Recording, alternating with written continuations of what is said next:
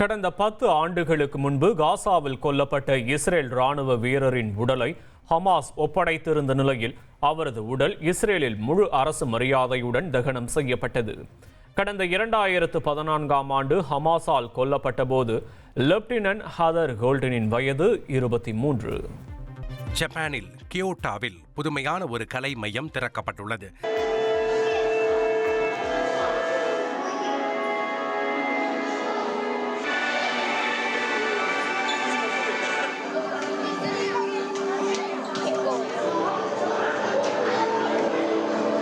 இது பார்வையாளர்களுக்கும் கலைப்படங்களுக்கும் இடையே உள்ள எல்லைகளை நீக்கி மனிதர்களின் அனுபவ கண்ணோட்டத்தை விவரிக்கும் இடமாக பல்வேறு தொழில்நுட்ப வசதிகளுடன் அமைக்கப்பட்டிருப்பது கூடுதல் சிறப்பாக பார்க்கப்படுகிறது.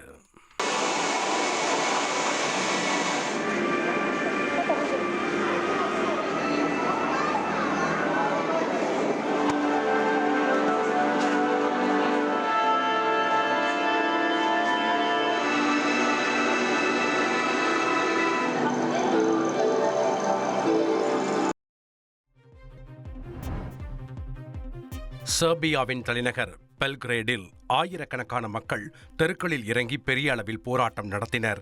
நகரில் உள்ள ஒரு முன்னாள் இராணுவ தலைமையகத்தை விரைவாக ஆடம்பரமான கட்டிட வளாகமாக மாற்ற அனுமதிக்கும் சட்டத்தை எதிர்த்து இந்த போராட்டம் நடத்தப்பட்டது. அந்த வளாகம் அமெரிக்க அதிபர் டொனால்ட் ட்ரம்பின் மருமகன் ஜாரெட் குஷ்னருக்கு சொந்தமான முதலீட்டு நிறுவனத்திற்கு குத்தகைக்கு வழங்கவும் போராட்டக்காரர்கள் எதிர்ப்பு தெரிவித்தனர். ஜப்பானில் கியோட்டோவில் புதுமையான ஒரு கலை மையம் திறக்கப்பட்டுள்ளது.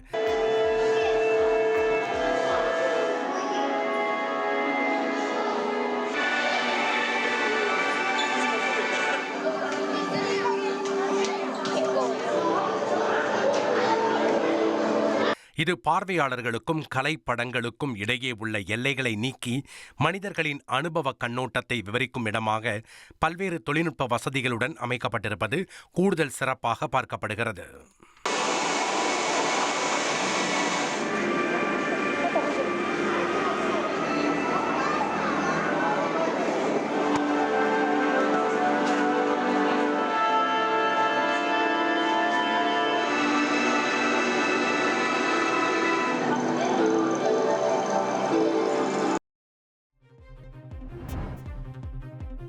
செர்பியாவின் தலைநகர் பெல்கிரேடில் ஆயிரக்கணக்கான மக்கள் தெருக்களில் இறங்கி பெரிய அளவில் போராட்டம் நடத்தினர்.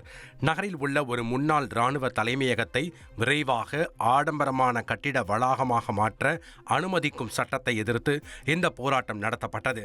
அந்த வளாகம் அமெரிக்க அதிபர் டொனால்ட் ட்ரம்பின் மருமகன் ஜாரெட் குஷ்னருக்கு சொந்தமான முதலீட்டு நிறுவனத்திற்கு குத்தகைக்கு வழங்கவும் போராட்டக்காரர்கள் எதிர்ப்பு தெரிவித்தனர். ட்ரெண்ட ஃப்ரெண்ட் ஆக்கிக்கோங்க. தந்தி டிவியின் சப்ஸ்கிரைபர்ஸ் அண்ட் ஃபாலோவர்ஸ் குடும்பத்துல நீங்களும் இணையுங்க.